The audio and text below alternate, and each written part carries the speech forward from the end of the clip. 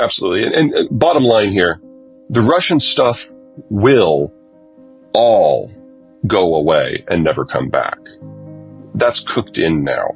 The Russian technological base is weak. Their workforce was hollowed out before they started throwing hundreds of thousands of people at this conflict. They're incapable of maintaining their own system, especially when it comes to energy and petrochemicals and mining. A lot of the growth we have seen around the world since 1992 has been about the inclusion of places that didn't participate in the first wave of globalization into the system. That's Brazil, that's China, that's Russia. If you go back to 1992, there was only one product where Russia was a top 3 producer, and that was oil. Now they're a top 3 producer of over 20 different materials that we all use every day. Without the Russians participating eagerly, this will all go away. The question is whether it's this month, this year, this decade. So we all need to prepare for that one way or another. Yeah, I mean, food and energy we've talked about, lumber is in there, palladium, let's say you want semiconductors, palladium and neon, integral parts of any semiconductor fab facility, it's half the global total.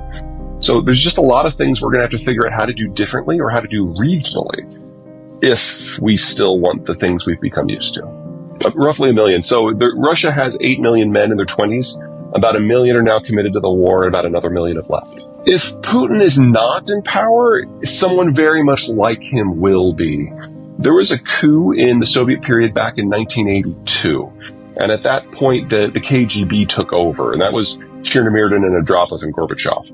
Putin is the heir to that legacy, which is another way of saying that the only people who are in the political elite in Russia are former KGB officers who trained during the Soviet period. Well, that means they're all in their late 50s or older, and there's only about 130 of them. And they all see the world the same way, and Putin has been able to purge that group over the last 22 years in order to make sure that there are no challengers to the throne. So as long as it's someone from that elite who's in charge, Putin's fine. And even if he wasn't, he died for health reasons, one of his replacements would feel the same way. The only way we should expect a political shift as in Russia is if the military defeat is so catastrophic that you get a revolution. That is traditionally how you see political change in the former Soviet world.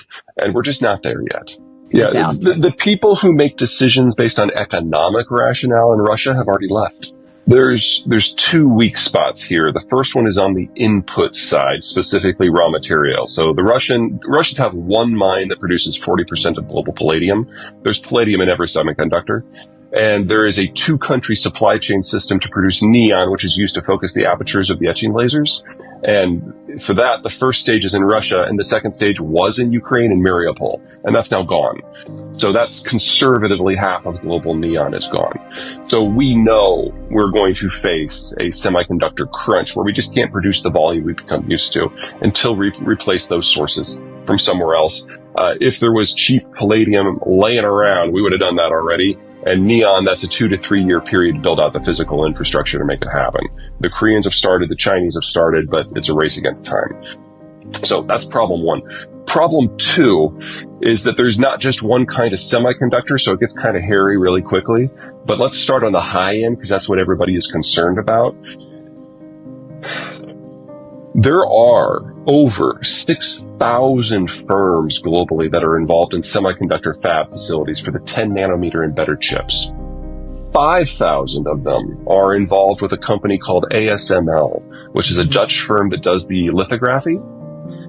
Most of those 5,000 firms have no global competition. They're highly specialized. They do one thing for ASML, and most of them only have ASML as a customer. Now, these firms exist in China and Japan and South Korea and Taiwan and the United States and Canada, Mexico, and above all, Germany. See where I'm going here? You miss a few of those pieces, and ASML in its current form cannot function. Now, I am a huge fan of ASML. I think it is the world's best company. Whether it's quality control, managing their supply chain, the technical innovation, the corporate secrecy. Oh my God, they're so good at that. But they are the only company on the planet that makes the lithography machines, which are the most sophisticated machines humans build. for every single one of the fabs that produces the 10 nanometer and better chips. So one piece of that constellation falls out and the whole thing stops. So we don't need a war over Taiwan for this to break down. We need to rebuild the ecosystem in a more sustainable way. And since there are so many pieces to that, this is a multi-year process. So we should count on losing the leading edge chips on a global basis.